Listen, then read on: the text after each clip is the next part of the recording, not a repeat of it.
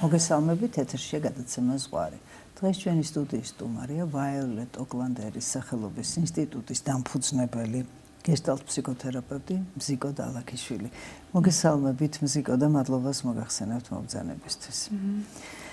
ძალიან მიხარია თქვენი მოსვლა და საერთოდ თქვენ ბავშვებთან მუშაობთ, უკვე დიდი სტაჟი გაქვთ, მიუხედავად თქვენი ახალგაზრდობისა და ყავთ თქვენი ორი შვილი, რომელთანაც პირდაპირ გადიხართ, მათთან ერთად იზრდებით.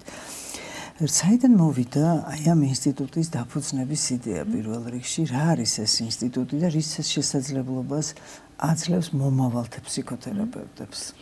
მადლობა პირველ რიგში ჩემი მოწვევისთვის და სიამოვნებით გაგაცნობთ ჩვენი ინსტიტუტის ისტორიას და მის ფუნქციას, რას ემსახურებს და ჩვენს ასევე გეგმებსაც, ხო?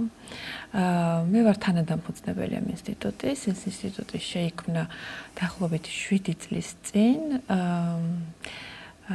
თავიდან სულ მარტო ვიყავი, როდესაც გადავწყვიტე, რომ ჩემი ცოდნა ფსიქოთერაპიული თუ როგორ მუშაობ ბავშვებთან და მოზარდებთან გამევრცელებინა, გადამეცა ჩემი კოლეგებისთვის, ფსიქოლოგებისთვის, ვისაც ჰქონდათ ასევე სურვილი, რომ ფსიქოთერაპევტად ემუშავათ. ეს ცოდნა და გამოცდილება მე თავად ვაიოლეტისგან მივიღე, დაიწყო ამერიკაში, ხოლო შემდეგ ევროპის სხვადასხვა ქვეყნებში ჩავდიოდი ხოლმე, სადაც მისი პირდაპირი, ესე იგი, მემკვიდრეები ცოდნის, ავრცელებდნენ მის ცოდნასა და გამოცდილებას და რაღაც მომენტში, როდესაც მეც დავასრულე ამ პროგრამის შესწავლა, მივხვდი, რომ შემეძლო სრულყოფილად მეც გადამეცა იგივე ცოდნა, რაც მქონდა უკვე მიღებული უცხოელი კოლეგებისგან. პირველი პროგრამის ხელმძღვანელი გახდით მხოლოდ მე, მაშინ ინსტიტუტი არ არსებობდა, ცენტრის, ასე ვთქვათ, ბაზაზე გავაკეთე ეს პროგრამა, რადგან მსროლელი ძალიან ბევრი იყვნენ, იმიტომ რომ ერთხელ მქონდა ერთკვირიანი მოკლე, ასე ვთქვათ, ვორქშოპი, სადაც ძალიან დაინტერესდნენ და ასე ვთქვათ, სტუდენტებმა მიფიცგეს, რომ გამეკეთებინა რამე უფრო ღრმა და სერიოზული, რადგან მათ დააგემოვნეს ეს მიდგომა და მივხვდნენ, რომ არ იყო საკმარისი. ამის შემდეგ შეიქმნა პროგრამა ჩემს მიერ 2 წლიანი, სადაც უცხოელები ძალიან მეხმარებოდნენ ჩემი კოლეგები, ხოლო შემდეგ წელს უკვე მაგდა მაჭავარიანს გადავეკვეთე ჩემს კოლეგას, რომელთან ერთადაც უკვე დავაფუძნეთ ინსტიტუტი და დღემდე ფუნქციონირებთ და ახლა უკვე მე-6 ნაკადი მივიღეთ და ასე იგი წარმატებით ჩვენი სტუდენტები ასრულებენ ჩვენს ინსტიტუტს, შემდგომ აგრძელებენ თავიანთ საქმიანობას, ბავშვებთან, მოზარდებთან სკოლებში, ბაღებში, პირად პრაქტიკას იწყებენ და ვარ ამაყი, აი ნამდვილად ვიტყვი, რომ ვარ ამაყი, იმით რომ მე მათით ვარ გაოცებული, რამდენად დიდი ენთუზიაზმი აქვთ შემოქმედებითი უნარები და სიყვარული ბავშვების ამ ყველაფრის საფუძველზე ჩვენს მიერ გადაცემულ ცოდნას გადასარევად აინტეგრირებენ და იყენებენ. მზიკო, ცნობილია, რომ თქვენ თარგმნელობით მოღვაწეობაშიც ხართ, ანუ თარგმნით მის წიგნებს, რაც ძალიან მნიშვნელოვანია. იცით რა, პირადად არ ვთარგმნი, მინდა რომ ხაზი გავუსვა, დავიწყე თარგმნა, მაგრამ მივხვდი, რომ მე არ მინდოდა, რომ ოდნავ მაინც დამეზიანებინა ოკლანდერის, ესე ვთქვათ, სიტყვა და მივმართე პროფესიონალებს, აი ნინო და მარიამ ქაჯაიებს, რომლებიც წაუძღნენ გადასარევად თარგმანს, თუმცა მე ვარ იდეის ავტორი, ამაში მართალი ხართ და რა თქმა უნდა და რედაქტორიც და ზუსტად თარგმნით ეგ ვიგულისხმე ხა კონკრეტულად ეს იდეაც კი უკვე ძალიან მნიშვნელოვანია, ნებისმიერი კარგი წიგნის თარგმნა ქართულ ენაზე. მიუხედავად იმისა, რომ გაჩნდა ძალიან ბევრი წიგნი ქართულად, ბავშვთა ფსიქოლოგიაში და ამ ხარისხის წიგნები, განსაკუთრებით პირველი წიგნი, რომელიც მე ვიცი, არაჩვეულებრივია თავის სავარჯიშოებით და მე ვხედავ, რომ თქვენ აქ დღეს მოხვედით წიგნებით. ორი სიტყვა იქნებ გითხრათ ამ წიგნებზე, რაც შეიძლება შევიძინოთ რაზეა და ამის მერე აუცილებლად ვისაუბრებთ. ეს არის ვაიოლეტ ოკლანდერის მეორე წიგნი, ამას ქვია დამალული განძი, მგზამკვლევი ბავშვის შინაგან სამყაროში. ხო, რა, ეს არის გაგრძელება ვიტყოდი პირველი წიგნის, პანჯრები ჩვენი ბავშვებისკენ და ძალიან მდიდარია თეორიით. ვისაც გეშტალტ ფსიქოლოგია, გეშტალტ ფსიქოთერაპია აინტერესებს განსაკუთრებით ბავშვებთან და მოზარდებთან, აქ ფანტასტიურად მარტივი ენით არის გადმოცემული თეორია და თეორიასთან ერთად რა თქმა უნდა მისი გამოცდილებაც. რაც ყველაზე მეტად მომწონს და მხიბლავს ამ წიგნში არის ყურადღება გამახვილებული თითოეულ ემოციაზე, ემოციების მნიშვნელოვნებაზე და კვანდერი დიდ ყურადღებას აქცევს ბრაზის ემოციას. რამდენად დიდი მნიშვნელობა აქვს ბრაზთან ურთიერთობას, განსაკუთრებით ბავშვობის ასაკში, რომ ეს ბრაზი არ უნდა დაითრგუნოს, არამედ უნდა შევისწავლოს და ვიცოდეთ მასთან ურთიერთობა და გადასარევი სავარჯიშოები და მასთან ერთად მისი დიდი სიბრძნე და გამოცდილებადებს ამ წიგნში. სხვათა შორის, როდესაც კვანდერის წიგნი უნდა მეთარგმნა, თავიდანვე მინდოდა რომ პირველ რიგში ეს წიგნი გადამეთარგმნა და თვითონ ავტორმა მთხოვა რომ მოდი დავიცვათ ქრონოლოგიով და დაიწყა ჯერ ფანჯრებითო და შემდეგ ეს როც დადგა მოკლედ და ვარ ძალიან ბედნიერი რომ დღეს ამის საშუალებაც არსებობს ქართულ ენაზე გქონდეთ ჩემს სტუდენტებს, მშობლებს, მასწავლებლებს, ყველას ვისაც ბავშვი აინტერესებს ეს წიგნი გამოადგებათ. და აქვე მინდა აღვნიშნო რომ თქვენ შესახებ ინფორმაცია აღმოჩნდა აი ამ წიგნში რომელიც მოიტანეთ ეს ამერიკაშია გამოცემული და რაც ძალიან სასიხარულო და გილოცავთ რომ ქართველი ავტორები როდესაც ჩნდებიან საერთაშორისო ჟურნალებსა და წიგნებში ეს ძალიან მნიშვნელოვანია თითოეული ჩვენთაგანისთვის მეტყვი ხო არის თქვით ამ წიგნის დაკავშირებით. წიგნის იდეის ავტორი არის კარენ ფრიდი, რომელიც ასევე ჩემი მასწავლებელი იყო, პირველი თაობა არის კვანდერის შემდეგ, რომელიც დამიკავშირდა და მაგდასაც სხვათა შორის, როგორც ვიცი, მაგდასაც აქვს მონაწილეობა მიღებული ამ წიგნში.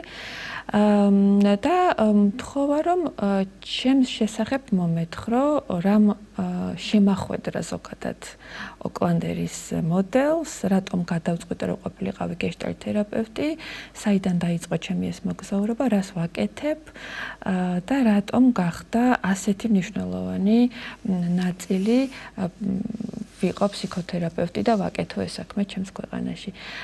წიგნი ძალიან საინტერესო და მნიშვნელოვანია ჩემი აზრით დამწყები თერაპევტებისთვის, ვისაც ინსპირაცია სჭირდება რომ ამ გზას შეუდგეს, იმიტომ რომ ძალიან ბევრი საინტერესო ადამიანი თავის გზას გვიყვება, როგორ მოხვდნენ და რატომ არიან ასეთი შეყვარებულები ვაიოლეტზე და მის მიდგომაზე. ძალიან დიდი მადლობა მზიგო ამ ინფორმაციისთვის და მართლაც ძალიან ბევრ ახალგაზრდას რომელსაც უნდა ფსიქოლოგობა, ფსიქოთერაპევტობა მომავალში ჭირდებათ ლიტერატურა და წიგნი განსაკუთრებით თორე ინფორმაციის მოძიების პრობლემა თითქოს აღარ არის, მაგრამ მაინც. მოდით მაშასე, რადგანაც ჩვენ ვლაპარაკობთ კვანდერზე, რა მიდგომაა ეს, რო თქვათ და რითი არის ის გამორჩეული, რით მიგიზიდათ თქვენ ასე. და შემდგომში ვისაუბროთ იმ პრობლემებზე, რა პრობლემებითაც დღეს ბავშვები მოდიან თქვენთან. კი ბატონო. პირველ რიგში კვანდერის უნიკალურობა არის მის სიმარტივეში. მის სიმარტივეში როგორც სწავლების დროს და ზოგადად ურთიერთობის დროს, ასევე გადასარევად შეეძლო ამ ადამიანს, ჯერ მასზე მინდა ვისაუბრო და შემდეგ მის მოდელზე, ესე იგი შეგხვედრო და იქ სადაც ხარ. ზუსტად იქ ხვდებოდა და იქ შეეძლო შენთან დაკონტაქტება და ურთიერთობა, რის საშუალებასაც შენ იძლეოდი როგორც პიროვნება.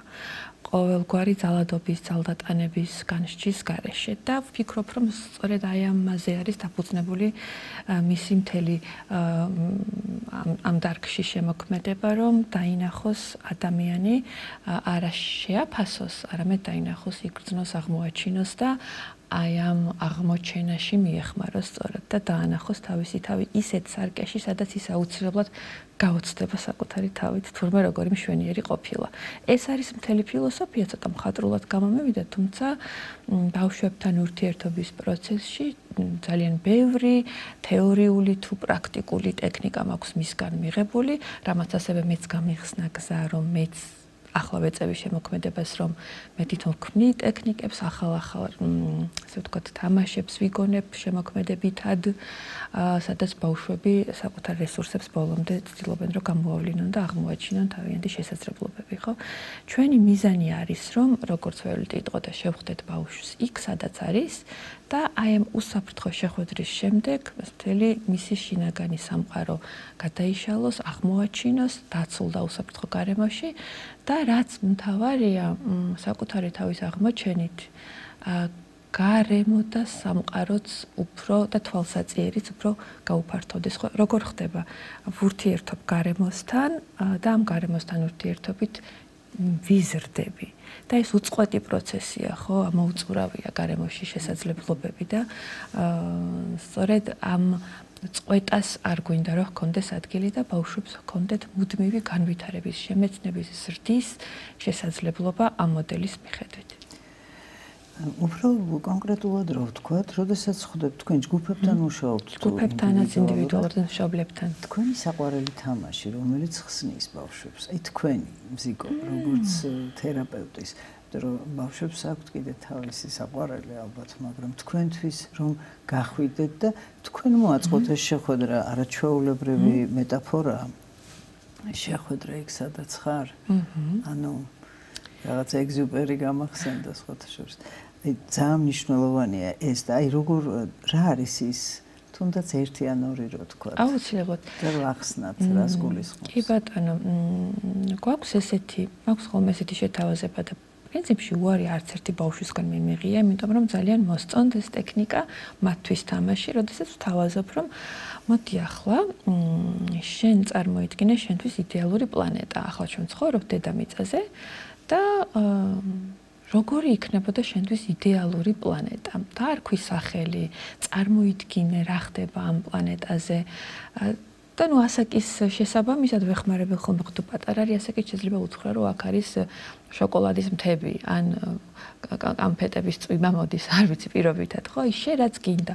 ან არის ყველანაირი ცხოველი და შეგიძლია ყველასთან თამაში, თუ ვიცი რომ ბავშვს ცხოველები უყვარს. შესაბამისად ვაცდი და ამ დროს თავიანთ წარმოსახვას ან ნახატით მიჩვენებენ, ან პირდაპირ მეუბნებიან, რომ თუ შეიძლება რომ მოგიყვეთ. აქაც არ ვაძალებ, როგორც მათ ესიამოვნებათ და უფრო ადვილი იქნება მათთვის. ამის შემდეგ, როცა ისინი აღწერენ თავიანთ ფანტაზიას, გნებავთ ნახატით, გნებავთ თხრობით, მე ვეუბნები, რომ შენის ნებართვით მე ამას ჩავიწერ. მე ვიწერ მათ მონათხრობს, ისინი ყვებიან და ამის შემდეგ საოცარ ამბებს იგონებენ და თხზავენ და რას ემსახურება ეს ხომ გარდა იმისა რომ ფანტაზია ვიცით უკვე და არაერთხელ გვისაუბრია რამდენად მნიშვნელოვანია ადამიანისთვის და წარმოსახვა ბევრი კი ბატონო ვიგებ მათ საჭიროებებს, მათ მისწრაფებებს, რა სურთ, რაც არ აქვთ, ან აქვთ, მაგრამ ისურვებდნენ რომ სად არიან ზუსტად, რა შევხვდე. და შემდეგ როცა ამას მე თვითონ ვუყვებით თავიანთ ასე ვთქვათ მონათხრობს საოცარი კმაყოფილების და საკუთარ თავთან შეხვედრის შეგრძნება ეუფლებათ მაშინ როცა მე მისმენენ. აქ ყველაფერი არ მთავრდება, ამის შემდეგ ვთხოვ რომ ახლა გააკეთონ პლანეტა კატასტროფა, სადაც ყველაფერი ცუდად არის. და ამ პლანეტას აუცილებლად სჭირდება დახმარება. აქ კი უკვე და ანალოგიურად ისე მან დახატავენ, ან თვითონ მომიყვებიან, მე ვიწერ, შემდეგ ვკითხულობ მათთვის და აქ კი უკვე ვიაზრებთ ერთად და მე პირველ რიგში როგორც მათი თერაპევტი, ჩემთვის მნიშვნელოვანია ვიცოდე, რა არის, რაც მათ ძალიან აწუხებთ, ხო? რასაკვირველია ამ პლანეტაზე უტრირებულია, თუმცა ჩანს, რომ და ძალიან ბევრი ბავშვი ამას რომ აქ არის ომი, აქ არის ჩხუბი, აქ ყვირიან, აქ ძაღლები არ არიან. ჩემ ბავშვებს ძალიან უყვართ ცხოველები, განსაკუთრებით ძაღლები, აქ ცხოველი რომ მყავდეს ამის უფლება არ გაქვს. და სხვა, მოკლედ იმის თქმა მინდა რომ ამ პლანეტიდან კი ჩანს რა არის ის, რაც მათ ძალიან აწუხებთ, რის გამოთაც მათ აქვს ფოთვა და ვერ არიან ბოლომდე ბედნიერი და კმაყოფილი ცხოვრებაში. და მესამე ეტაპი რა შეგვიძლია ახლა ჩვენ გავაკეთოთ რომ მივეხმაროთ პლანეტა კატასტროფას და თვითონ ბავშვები საკუთარ თავში რესურს ეძებენ და პაულობენ რომ რამენაირად მიეხმარონ ამ პლანეტას, რაც საერთოდ დამაგვირგვინებელია რომ შეეხონ საკუთარ თავს, საკუთარ შეგრძნებებს, საკუთარ მოტივებს, ის თუ რა შეუძლიათ რომ გადაარჩინონ, ან იდეა მაინც გაუჩნდეთ როგორ შეიძლება რომ გადარჩეს ეს ამ მდგომარეობიდან ეს პლანეტა. ეს არის სამყაროების, ასე ვთქვათ, აღმოჩენა, ინფორმაციის გაცვლა, საინტერესოდ ყოველგვარი ძალდატანების გარეშე, სადაც არის ფანტაზია, წარმოსახვა, შემოქმედება, გაზიარება, ერთმანეთის მოსმენა და ამის შემდეგ უკვე ჩვენ ძალიან ახლობლები ვხდებით, რადგან ვიცით. ძალიან საინტერესო ინფორმაცია. მუსიკა ნამდვილად და რომ ბავშვი ნებისმიერ შემთხვევაში, როგორც კარგი, ისე ცუდ პლანეტაზე საკუთარ თავზე ყვება და საკუთარ გამოწვევებზე და ის წინაშეც დგას. რა თქმა უნდა, და მისწრაფებებიც, სურვილებიც, ოცნებებიც და ასევე ის რაღაცა პატარ-პატარა გაჭირვებები, რაც შეიძლება მას ჰქონდეს და ისეთი საინტერესო ჩემთვის ამ წუთას აღმოჩენა იყო, ჩემთვის ყველაზე საყვარელი კითხვა არის ბიბლიური კითხვა ადამ სათხარ. ეს არ არის გეოგრაფიულად ხის უკან რო იყო ეგ კითხვა სათხარ მენტალურად, აი და ეს სათხარი იმდენად მეხება მე რომ ადამიანისთვის ძალიან მნიშვნელოვანია ეს გარკვევს და იქ თუ თვითონ თერაპევტი მოახერხებს მასთან მისვლას მშობელი, რამშევარ მეგობარი და შეხვედრას ალბათ ეს შემდგომში წინაპირობა იქნება პიროვნული განვითარებისთვის. აი თუ შეიძლება განვავრცობ ამ მომენტს, ეს კითხვა სათხარ ნამდვილად ძალიან მნიშვნელოვანია და გარდა იმისა სათხარ მე მოვალ შენთან და მარტო აღარ ხარ, ხო? და ეს მარტო აღარ ხარ და ჩვენ უკვე ერთად ვართ, აი შევხვდით ერთმანეთს, ჩემი საშუალებით შენი თავი დაინახე, ეს შეგრძნება ხდება უკვე ახალი გამოცდილება და აღარ მეშინია შევხვდე ადამიანებს ჩემით. აღარ დაველოდები ყველას რომ მომაგნონ, მე უკვე შევხვდი ჩემ თავს და უფრო მარტივია რომ შევხვდე დედას, მამას, მეგობარს, გავიჩინო ახალი ნაცნობები და ასე შემდეგ. ძალიან მნიშვნელოვანია იდენტიფიცირება ემოციის, სახელდება. ზოგჯერ დიდებსაც ვიჭერთ, როდესაც ეკითხები, რას გრძნობს იბნევა ადამიანი. არც გვაქვს რომ ბესალმებით გამარჯობა, როგორ ხარ, არ იგულისხმება, რომ იმან გიპასუხოს, რომ რაღაც მოლოდინის განცდა მაქვს, ან რა ვიცი, რაღაც სიცარიელის. იმიტომ რომ ეს რაღაც დილობიანი ფორმა მისალმების თავისთავად გულისხმობს, რომ როგორ ხარ და კარგად, ან არამიშავს და აი ბავშვთან რომ მოხდეს ამისი დაიდენტიფიცირება, ანუ აღმოაჩინოს, როგორც ბაზისური ემოციები, ისე თვითონ გაუკეთოს სახელდება თავის შეგრძნებებს, თავის გრძნობებს, განცდებს, აი როგორ ასწავლით ამას? პირველ რიგში სანამ სახელდებას გავაკეთებთ ემოციის, მე მჭირდება ხოლმე რომ დავინახო, რომ ამ ბავშვი ეს ემოცია საერთოდ ცოცხალია. იმიტომ რომ ხშირად ბავშვებს ემოციები აქვთ დაბლოკილი და საერთოდ აღარ აქვთ კომუნიკაცია საკუთარ ემოციებთან. მაგალითად ხშირად არის რომ ბრაზს საერთოდ ვერ ვხედავ. აი გამომეტყველება აქვს ადამიანს ისეთი, რომ ის ვერ გაბრაზდება, ან არ შეუძლია რომ გაბრაზდეს, რაც ცოტათი დაუჯერებელია ხო, მაგრამ არიან ასეთი ბავშვები. რატო ხდება ეს? სავარაუდოდ ან ძალიან დაისაჯან, მიიღო შენიშვნა, რის შემდეგაც მან გადაწყვიტა, რომ აღარ უნდა გაბრაზდეს, რომ არ დაკარგოს გარემოსგან სიყვარული და მიკუთვნებულობის განცდა, ამის უფლება არა, ხო? სწორედ ოკლანდერი არის ადამიანი, რომელიც ამბობს, რომ სინამდვილეში ამ ბრაზის ემოციას ძალიან დიდი ენერგია აქვს და რა თქმა უნდა მასთან სწორი ურთიერთობა არის შემოქმედების და ასე შემდეგ ძალიან ბევრი საინტერესო რამ შეიძლება გაკეთდეს იმ ენერგიით, რასაც ბრაზი ატარებს და პირველ რიგში ბრაზის ემოცია არის რა ხო, რაც მანიშნებს მე სად უნდა აღვმართო საზღვარი, სად უნდა გავამაგრო საზღვარი ჩემსა და გარემოს შორის. როდესაც ბრაზდები ამით გაჩვენებ, რომ რაღაცა უფრო უკვე ზედმეტია, ხო და მჭირდება რომ დაგანახო ჩემ. ღირებულება კი ბატონო, თუ ამაზე მაქვს უარი ნათქვამი უკვე, არ ვიცი მეტაფორა მაქვს, რომ ალბათ რაღაცნაირად პლასტელინივით ხარ და აღარ გაქვს სიმყარე და შეიძლება ნებისმიერ რამეს მიეწებოს ადამიანი. რას ვაკეთებ ახლა მე? პირველ რიგში ვცდილობ ხოლმე რომ ბავშვების ჰაბიტუსით, მათი გამომეტყველებით, როგორია თვალის კონტაქტი, ხმა, ზოგადად სხეულის ენა, შევეცადო ხოლმე რომ დავინახო, რომელი ემოცია არის წამყვანი და რომელ ემოციას ძინავს იმაზე მეტად ვიდრე უნდა ეძინოს. და შემდეგ უკვე გვაქვს არაერთი ესეთი სავარჯიშო ტექნიკა, რის საშუალებითაც ჩვენ ამ ემოციებს ვეკონტაქტებით პირველ რიგში. როდის შეგვრცხვა, როდის გავბრაზდით, როდის გვეწყინა, ხო, რა თქმა უნდა, ეს ხდება არა პირველ შეხვედრაზე, არამედ მაშინ, როცა უკვე ჩვენ ვართ, ასე ვთქვათ, მათ ენაზე, რა ვთქვა, მეგობრები, ჩვენ შორის არის ნამდვილი კონტაქტი, არის უსაფრთხოება, ერთმანეთს ვენდობით და შემდეგ უკვე მარტივია სხვადასხვა ემოციებთან დაკონტაქტება, ამ ემოციების გაზიარება და მათი გაზიარებით უკვე სახელდება და ასე ვთქვათ, სახელის დარქმევა თუ როდის რომელი ემოცია მჭირდება გაცილებით მარტივი ხდება. პირველ რიგში უნდა შევეხოთ და აღმოვაჩინოთ, რომ ისინი გვაქვს. სხვათა შორის ძალიან ხშირად მშობლებსაც და პედაგოგებსაც აქვთ ხოლმე, რომ ძალიან წყნარი ბავშვია, თავისთვის არის, არავის პრობლემას არ უქმნის, სადღაც კუთხეში ზის, დიდად არ ეკონტაქტება და ამას აწერენ სიმშვიდეს.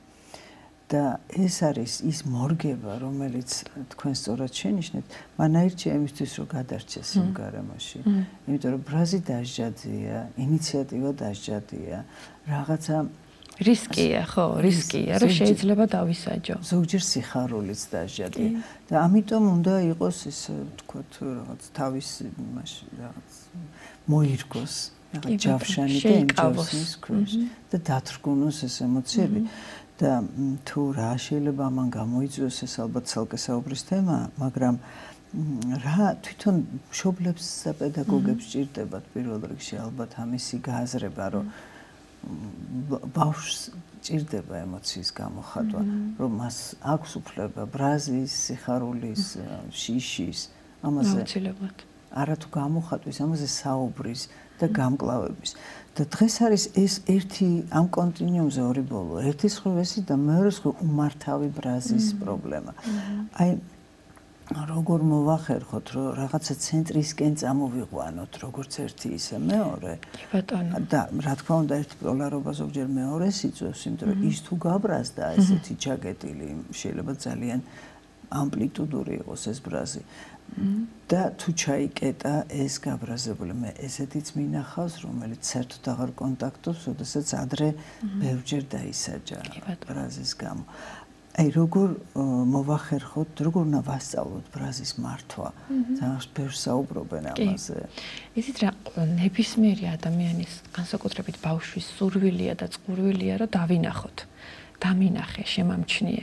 და ეს თქვენ რაც აღწერეთ, რომ ზოგიერთი კუთხეშია და ასე ცდილობს, რომ ვიღაც არ შეაწუხოს და ამ არ შეწუხებით იყოს დანახული, ვიღაც ხმამაღლობს, რომ ოდესმე ვინმე თუ დაინახავს, მე რა მჭირდება, ხო? აი ბავშვებში ყოველთვის ეს არის, რომ დამინახეთ, შემამჩნიეთ, აღმომაჩინეთ. ვიგრძნო რომ ვარსებობ, ხო? ეს ძალიან მნიშვნელოვანი მომენტია მშობლების და მასწავლებლებისთვის, რომ აქედან დავიწყოთ მსჯელობა, იმიტომ რომ უფროსი ადამიანები ვართ, ვინც მათ ვაძლევთ საშუალებას, რომ თავიანთი თავი დაინახონ. ჩვენ როგორც დავინახავთ, შემდეგ ისე ხედავენ ისინი საკუთარ თავს და ჩვენ როგორც ვეურთიერთობებით და ჩვენ როგორც ვაცნობთ და წარვადგენთ საკუთარ თავს. ნახეთ, მშობელი, რომელიც არის ძალიან ტემპერამენტიანი, ხმამაღლა საუბრობს და თავის ტემპერამენტს ემატება ბრაზის დროს განსაკუთრებით. აი ცოტათი წამლეკავი, როდესაც არის ხოლმე ხო აი რაღაცნაირად შეიძლება დაიყვიროს, იყოს იმაზე მეტად უხეში, ვიდრე ბავშვს შეუძლია რომ ეს დაიტიოს. რა შეიძლება აი ამ ხმამაღლობამ გამოიწვიოს ბავშვში, ხო? ერთი არის რომ თვითონაც ასეთივე ხმამაღალი ხდება და ნებისმიერ სიტუაციაში თავს აძლევს უფლებას რომ იყვიროს და ასე დაი გამოხატოს თავისი თუნდაც აზრიან უკმაყოფილება, ხოლო მეორე შემთხვევაში ეს იმდენად შემაშინებელი და დამაფრთხობია, რომ საერთოდ და აღარ უარს ამბობს შეწინააღმდეგებაზე და იმისათვის რომ მსგავსი ყვირილი აღარ მოისმინოს, ყველაფერზე თანახმად, თუნდაც მშობელთან. და ასეთ დროს მოყავთ ხოლმე ბავშვები, რომ იცით თავის ინიციატივა არაფერში, ყველაფერში მე მომჩერებია. და როგორც წესი აღმოვაჩენ ხოლმე რომ არის ტრამვული გამოცდილება, სადაც ბავშვი დაითრგუნა, შეეშინდა, ხო და ვეღარ გამოხატავს საერთოდ საკუთარ თავს. ახლა როგორ ხდება ამისი რეგულირება. ფაქტობრივად შეუძლებელია ბავშვთან მიაღწიოთ წარმატებას, განსაკუთრებით აი ემოციებზე, როცა მუშაობთ, მშობლების, ფსიქოგანათლების და არა მარტო ფსიქოგანათლების, ფსიქოთერაპიული მუშაობის გარეშე. მათაც სჭირდებათ პირველ რიგში ცნობიერების ამაღლება იმისთვის, რომ გავიაზროთ, რომ ჩვენი ემოციების ამრეკლავნი არიან ჩვენი ბავშვები, ირეკლავენ ან ზუსტად ისევე, როგორც უკვე აღნიშნე, რომ მე თუ არ ხმამაღალი, ისიც არის ხმამაღალი და შემდეგ პრობლემა გვაქვს, რომ რატომ არ იცის ბრაზის მართვა, თავსვათ კითხვა ჩვენ ვიცით, ჩვენი ბრაზის მართვა. ან მეორე შემთხვევაში ჩვენ თუ საერთოდ არ გამოვხატავთ ჩვენ ემოციებს, ვცდილობთ რომ დავთრგუნოთ, ვიყოთ ძალიან მორჩილი იმ თვალსაზრისით, რომ არ მაქვს უფლება გამოვხატო ჩემი აზრი, უნდა მივიღო ისე როგორც არის. ამასაც ისწავლის ბავშვი ჩემგან. ანუ პირველი კითხვა მაქვს ხოლმე, რომ თქვენ რითი ხართ უკმაყოფილო საკუთარ თავით. აი რას ფიქრობთ, რა შეცვლით თქვენ თავში. ამას რომ მივაგნებთ მშობლებში, შემდეგ უკვე ჩვენ ერთად ვხდებით ერთი გუნდი, რომ აი ესეთ თვისებები და ეს გამოხატვის ფორმები დავიწყოთ საკუთარი თავით ცვლილება და ვნახოთ რა უცებ შეიძლება ბავშვიც. თუმცა ეს არის პარალელური საქმე, რა თქმა უნდა, ბავშვს ჩემს სივრცეში ვაძლევ ახალი და ახალი გამოცდილებების უფლებას, ახლებურად გამოცადოს საკუთარი შეგრძნების დროს აღმოცენებული ემოცია. იმდენად უსაფრთხო გარემოში, რომ დაიბრუნოს ეს ემოციები. თუმცა სახლშიც მინდა რომ დახვდეს დედა და მამა ახლებურად გამომხატველი საკუთარი ემოციების. მაშინ არის წარმატებული ჩვენი მუშაობა. დიდი მადლობა.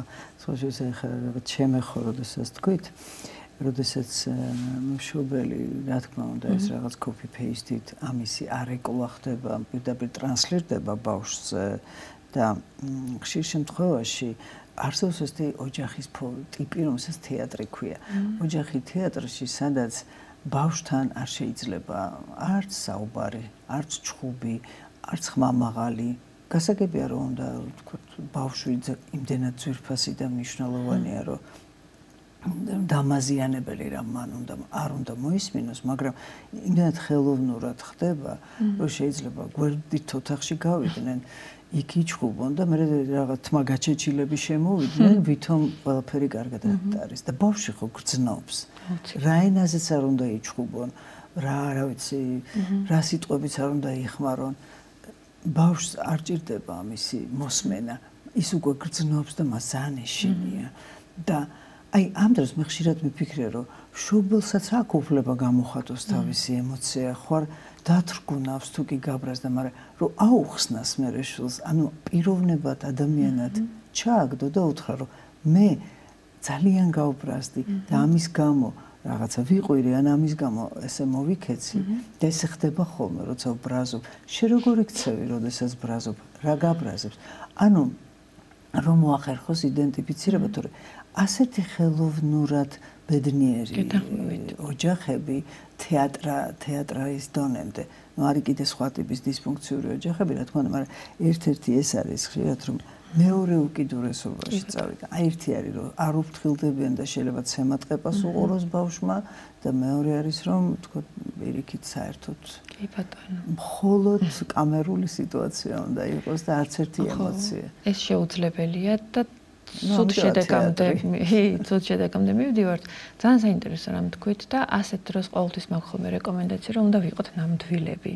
ჩვენი შეცდომების აღიარება შეგვეძლოს. გავაგონეთ წიოკი. თქვათ, რომ ეს ჩვენ წუხვართ ამის გამო, თუმცა შეგვიძლია, რომ ბავშვს თავისი ინტელექტუალური განვითარების დონის ინფორმაცია მივაწოდოთ, რაღაც დონეზე, რომ ხდება. კამათი რო ჯანსაღია, ყველამ ვიცით და დავარქვათ კამათი. მე მაგალითად ეს სიტყვა მიყვარს ძალიან, როდესაც მიწევს რომ ავხსნა რაღაც ქმედება, ვიკამათეთ, კამათი ნორმალურია, ყველგან ხდება და თან ძალიან ჯანსაღია. შესაბამისად, შემდეგ ბავშვიც, როდესაც ბრაზობს, როდესაც ვიღაცასთან აქვს კონფლიქტური სიტუაცია, გიყვება ამ სიტყვებით, იცი მე ვიკამათე. და მე ვარ ძალიან ამაყი ამ დროს, რომ ნახე, კი არ თქვა, რომ იჩხუბა ან ვიღაცას სულს კი არ ამბობს. კამათი მოხდა, იმიტომ რომ ჩვენ სხვადასხვა აზრი გვქონდა რაღაცაზე. მშვენიერია, ანუ კარგად სწავლობენ მოკლედ ბავშვები. იმას, რასაც ვაწვდით. და ზოგჯერ როგორც ნეფსით, ისე უნებლიეთ, იმიტომ რომ რაღაცას ზოგჯერ უჩიჩინებ და იმას არ სწავლობს, და რასაც ხედავს, იმას იმეორებს. და მე სვამენ ძალიან საინტერესო კითხვებს.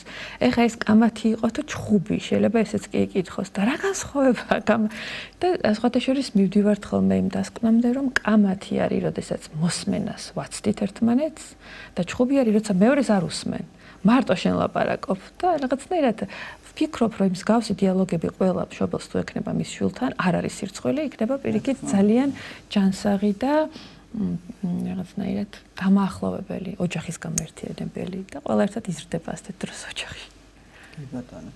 დღეს ბევრი გამოწვევა, რა თქმა უნდა და მათ როგორც ფსიქიატრიაშიც, ფსიქოთერაპიაშიც, ფსიქოლოგიაშიც სხვა ატიპიური ქცევა თუ ატიპიური დიაგნოზები შემოვიდა, ატიპიური გამომდინარე ახალი მოცემულობიდან, ეს ვთქვათ, ხელოვნური ინტელექტი იქნება თუ მობილური თუ ვთქვათ, განსაკუთრებული ურთიერთობა ვირტუალურ სამყაროსთან. ადრე თუ ეს იყო ოცნება და წარმოსახვა და ეს ეხმარებოდა ადამიანს სწავლაში, ეხმარებოდა წარმოიდგინოს მაგალითად როგორ გამოიყურება წყლის მოლეკულა სივრცეში, და ეს ძალიან ეხმარებოდა ამის გაგებაში.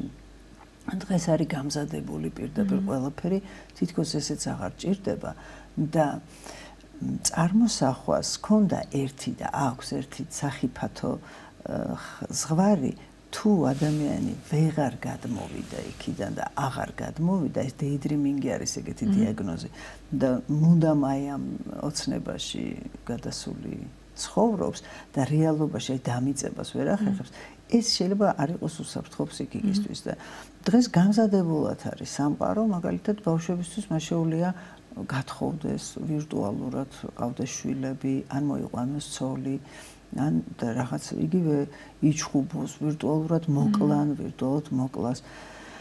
და ასე შემდეგ ეს ახლა ბევრი აზრი იყოფა ამაზე, ზოგი ამბობს რომ ეს ვთქვათ ნორმალურია, ზოგი აკრიტიკებს ძალიან, მაგრამ მე ამ თემაზე იმდენად არ მინდა საუბარი, რამდენად შედეგებზე, რომ ერთ-ერთი შედეგი არის მიჯაჭვულობა უკვე ეკრანთან და ამის გარეშე არ შეუძლია. ვერ ჭამს, იმიტომ რომ მიეჩვია რომ მულტფილმს უნდა უყუროს და ისე ჭამოს, ამ დროს სიგნალი თავის ტვინში არ მიდის და შესაბამისად დანაყრებას ვერ გზნობს, მიეჩვია იმას რომ თან უნდა ითამაშოს და თან უნდა იმეცადინოს და ასე შემდეგ და ეს ყველაფერი ზოგჯერ რო ვეკითხები მე მოზარდებს წარმოუდგენ 12-14 საათი ატარებენ ზოგჯერ, საშუალოდ 6-7 საათი კვირის განმავლობაში ითვლის ეს მობილური ამ დროს.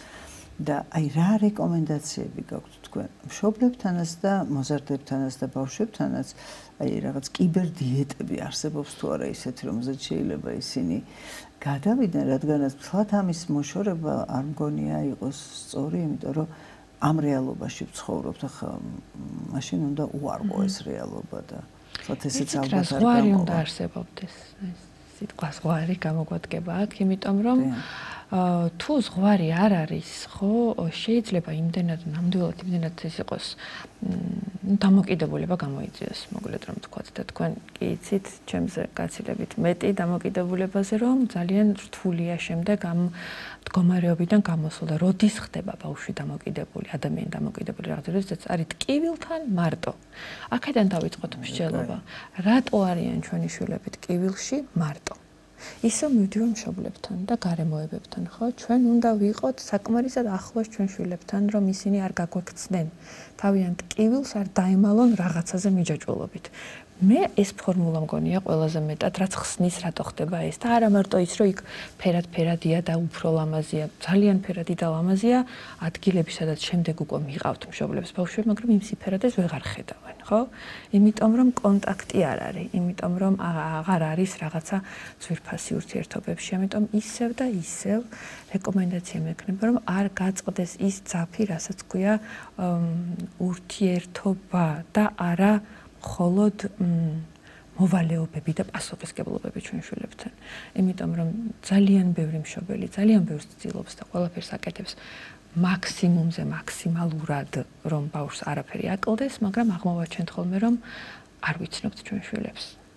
და აქედან და დავიწყოთ, ხო? უნდა ვიცნობდეთ და გქონდეს საერთო გადაკვეთის წერტილები და როცა ეს საერთო გადაკვეთის წერტილები არსებობს და დედა-შვილს შორის თუ მამა-შვილს შორის ის სიყვარული არის, რაც არის, აღარ მგონია, რომ ისეთი საფრთხე შეიძლება იყოს მიჯაჭვულობის. თუმცა, რა თქმა უნდა, აინტერესებთ და ინტერესი ყოველთვის რაც არსებობს იყო და იქნება მჯერა ტექნიკის სიახლე ყოველთვის საინტერესო და მაცდურია, მაგრამ ახლა აი მიჯაჭვულობას რაც იწვევს, ამაზე ვცდილობდი რომ ელაპარაკა და ამის პრევენცია რაც შეუძლია რომ გააკეთოს, ეს მინდოდა რომ ეთქვა.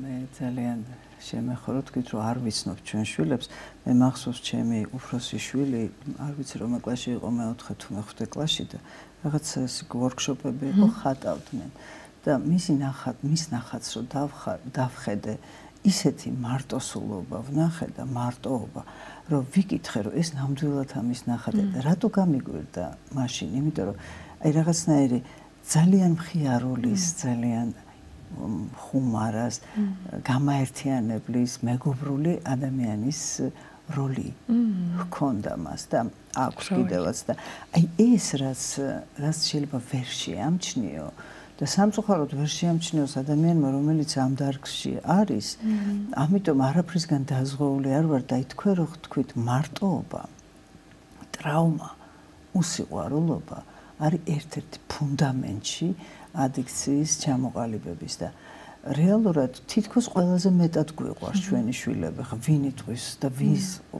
ვინ ამბობს მაგას, რომ შეიძლება არ უყვარდეს, მაგრამ რაღაცას ვაკლებთ მას.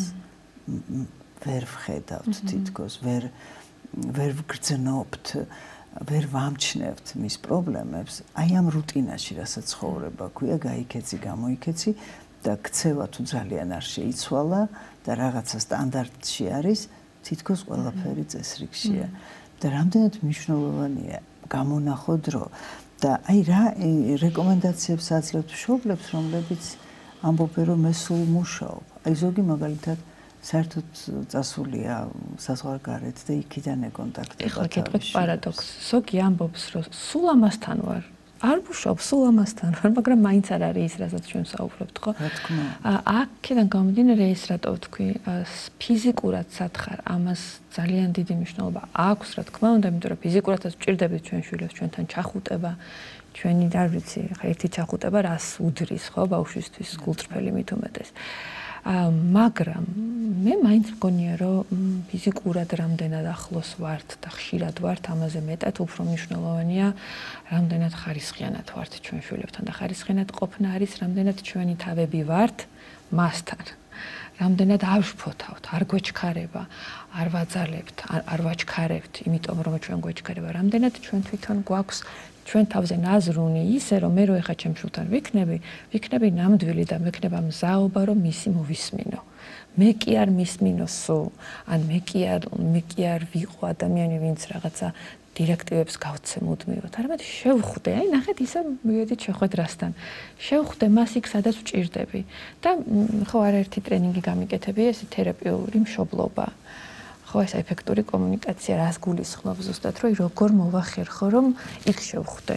როგორც თერაპევტი ხვდება, ხა როგორ შეიძლება, აი ნახეთ, მეც მიფიქრია, რომ მეც მყავს შვილები და გადავირები კიდევაც ფსიქოთერაპევტი თუ უფრო მარტივად და ახლოს შეხვდება ჩემ შულს და მე საერთოდ ვერ ვხედავ ეს როგორ მეწყინება, ხა წარმოიდგინეთ და ამ პერსპექტივით ვცდილობ ხოლმე რომ მშობლებს მოტივაცია მივცე, რომ თქვენ შეგიძლიათ ეს შეხვედრა.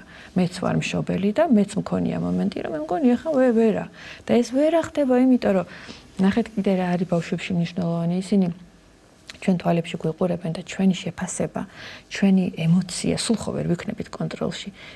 მათთვის ეს ძალიან ძვირფასია და თუ ჩვენ გაგვეპარება ხოლმე ან გამოვხატავთ მძაფრ ემოციებს, თუნდაც წუხილს, თუნდაც სევდას მათთან და ამაზე შემდეგ არ მოხდა დიალოგი, ისინი იმას იმახსოვრებენ და ჩვენში რომ იგივე არ გამოიწიონ, მოდი ესე აღარ ვიზავ, დედამ რომ არ მოიწყინოს. დედას რო ეძახეთ, მოდი ტყუილები ისეს, ხო? და სწორედ ამიტომ ვფიქრობ, რომ ჩვენ შვილებსაც, თერაპევტების შვილებსაც კი სჭირდებათ სადღაც უსაფრთხო სივრცე, სადაც ყველაფერს გახსნიან. მაგრამ ჩვენც შეგვიძლია ვინც არ ვართ, ვინც არ ხართ ფსიქოთერაპევტები, გახდეთ თერაპიული მშობლები და ისწავლოთ ის შეხვედრა, რასაც ქვია ბავშვთან პირისპირ თერაპიული შეხვედრა. უკიდურესობა, ერთი არის შენიშვნების კასკადი და მეორე არის საერთოდ შენიშვნების არსებობა სივრცეში. ეს შენიშვნაც ხო ისეთი რამეა, არავის არ უყვარს არც დიდს არც პატარას და თან როგორ ეტყვი ის არის მნიშვნელოვანი და არა რას ეტყვი. და მე ზოგჯერ მიფიქრია, რომ ალბათ რო ჩაწეროს ადამიანმა, უბრალოდ ჩაწეროს დღის განმავლობაში, მთელი დღე რო არის ბავშვთან ერთად. გაიმართე, გასწორდი, დაჯექი, ადექი, ესენუშვები, იქით მიხედები, ხელი გამოიღე ცხვირიდან, თმა გაისა. გაუთავებელი შენიშვნების, აი ამ რაღაც ბომბარდირება ხდება ბავშვის და ხანდახან ვამბობ, რომ მოდი მოაბრუნე მე შენსკენ ეს და შე რო ვინმე ეგრე მოგექცეს. დედამთილი მეგობარი არ აქვს მნიშვნელობა. მან მაქვს რეკომენდაცია ქალბატონი მარინა, მე ვეუბნები ხოლმე, რომ მოდი კითხვა დაუსვით. აი მაგალითად ბავშვის ეს ასე ხო? მოგწონს ასე როზე ხარ? როგორ შეიძლება სხვანაირად? ესე ჯობია თუ ისე? არა, არ მომწონს და ანუ პატივისცემა კითხვას როცა უსვამ, შენიშვნის ფორმა აბსოლუტურად იცვლება, ხო მეთანხმებით, ხო? დაამთავრე ბოლომდე ეს საჭმელი პირობითად. მოდი ვკითხოთ, აღარ გშია? გატყობ რომ ვეღარ ჭამდა, აღარ გშია? და ნახე, ვარჯიში გაქვს დღეს. ხო არ ჯობია რომ შეჭამო, იმიტომ რომ რაღაცნაირად უნდა დაუტოვო, ზუსტად. სულ ვუტოვებთ იმის სივრცეს, რომ გადაწყვიტოს. და სივრცეს თუ აძლევ, გადაწყვეტილებას ბევრად უფრო, გადაწყვეტილების მიღების დროს უფრო გითვალისწინებს. და ძალიან მნიშვნელოვანია ეს მეგობრობა და ავტორიტეტად დარჩენა, იმიტომ რომ შესაძლებელია, ეხლა არის რაღაცა აღზრდის სხვადასხვა ტიპები, მაგალითად ულტრალიბერალური თუ ან ძალიან თქო და ზოგჯერ დესპოტურიც, ხო? და არსებობს ისეთი მეგობრული, სადაც თუ დაიკარგა ეს ავტორიტეტი და დედის იმის განცდა, რომ ნახეთ, ერთ-ერთი მოთხოვნილება ხო არის იდეალიზაციის, რომ მამა ჩემი ყველაზე ღონიერია და დედა ჩემი ყველაზე ლამაზია და ყველაზე საყვარელია.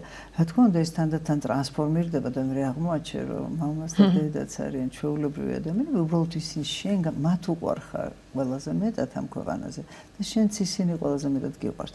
და ეს ნამდვილობის შენარჩუნება ძალიან მნიშვნელოვანია, როგორც თქვა, მართლა ვინც არის ეს, მაგრამ ბავშვისთვის მოზარდობის ასაკში ავტორიტეტი გადის ჰორიზონტალზე, უკვე თავის თანატოლები, რასაც ამბობენ, როგორც აცვიათ, როგორც იქცევიან, სიგარეტს ეწევიან, იგინებიან და დღეს მე აი ტრენდი რო ყალიბდება რაღაცა ტენდენცია იმისა, რომ მიმიღოთ თქვენ წრეში როგორღაც ამ ბავშვს ზოგჯერ აი ბჭყალებში აიძულებს რომ გახდეს ისეთი, ანუ αφილაციის ტენდენცია და აი ამ დროს როგორ ვასწავლოთ ბავშვს თქვას არა, რომ თავისი პოზიცია დაიცვას, თუნდაც ისეთ გარემოში, სადაც უმცირესობაში ან შეიძლება მარტოც აღმოჩნდეს უცბად სამყაროში, როდესაც მასავით არავინ ფიქრობს.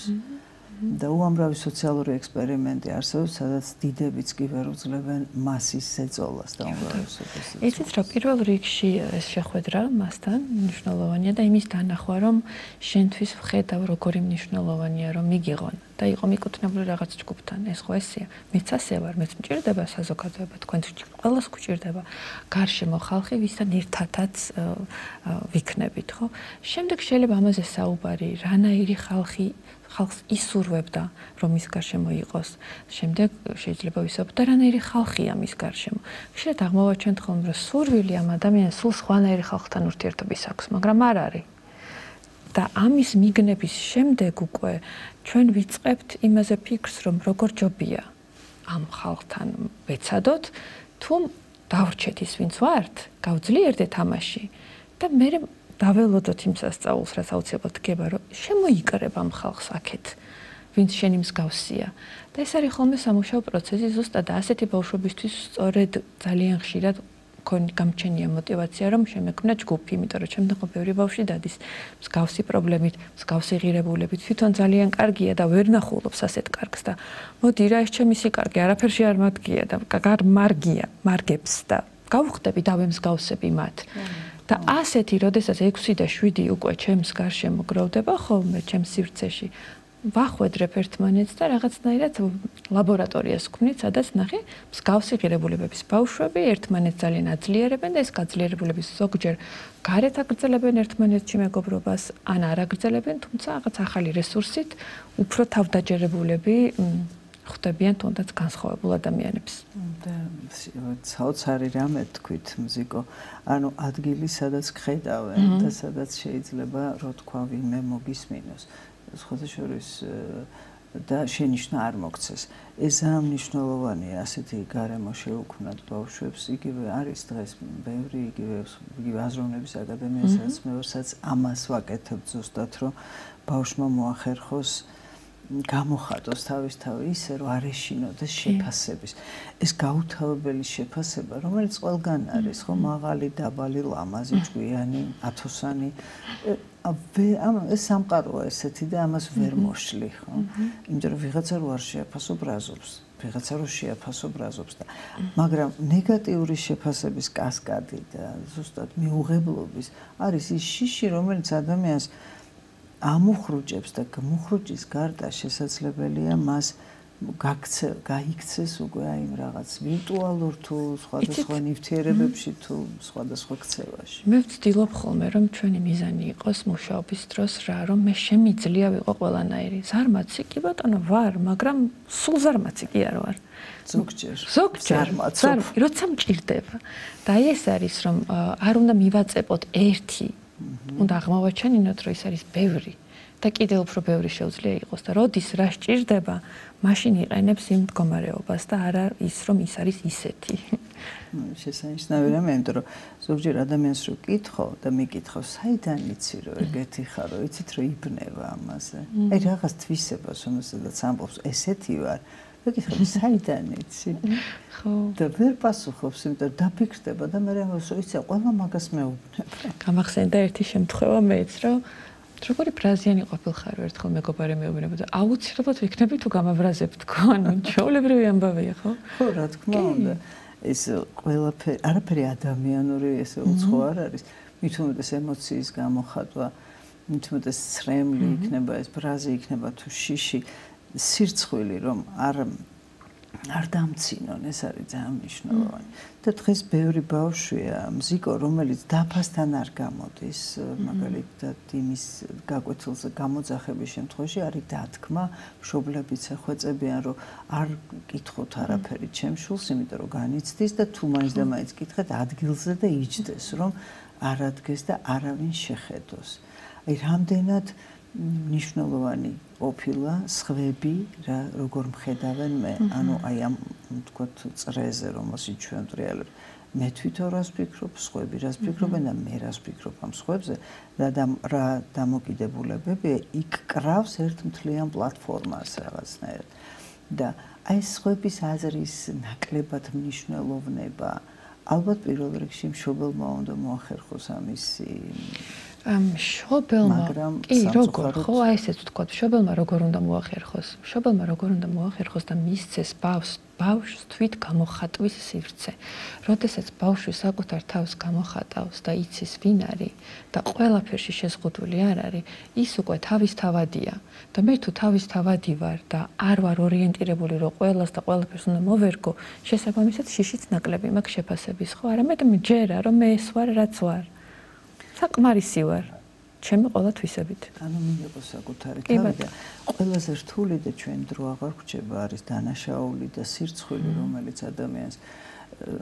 მოყვება თუ შეძენილია და ერთიც არის და მეორეც გენეტიკურადაც მოყვება ბევრი რამე და შეძენილიც არის აი ამასთან გამკლავება და სირცხვილი ზოგადად კარგი ემოცია ეს ადამიანურია ადაპტაციაში გვეხმარება ხო ადამიანზე ხო საკმაოდ უსიამოვნო ამის მოსმენა, მაგრამ გააჩნია რისის სირცხვილი, თუ ეს სირცხვილი არ იცი რისი გწვენია. შენი თავის თუ გწვენია. რაში ხარ დამნაშავე და დამნაშავე გონია შენი თავი, ვერ აიდენტიფიცირებ. ეს ნიშნავს, რომ ადამიანს ძალიან უსარგებლო სირცხვილი და დანაშაულის განცდა. ნახეთ, მე ასე მაქვს გამიჩნული, თუ ადამიანს საკუთარი ქცევის შერწყვა, კონკრეტული ქცევის ფიქრობ რომ ეს მეტწილად არის ხოლმე ადაპტაციასთან კავშირში, რომ აი გარემოსთან ვერ ადაპტირდი და ვერ მიმიღებს და შემწყვა და რა უნდა მოვუსმინოთ და აღმოვაჩინოთ ეს სირცხვილი რას გველაპარაკე, მაგრამ თუ ადამიანს საკუთარი თავის მცხვენია ქმედების გარეშე, აი რომ ვარ უკვე მცხვენია, ეს უკვე მისახედია სხვადასხვა მისახედია ნამდვილად და ალბათ ეს ცალკე საუბრის თემა უნდა იყოს აი ესეთი ზოგჯერ წამოკიდებული თუ თითქოს ავკიდეთ ის ემოციები და მათზე მოხდა ტრანსლირება ისეთი ემოციების და აზრების, რომლებიც არათუ საჭირო, არამედ დამაზიანებელი შეიძლება იყოს, თორე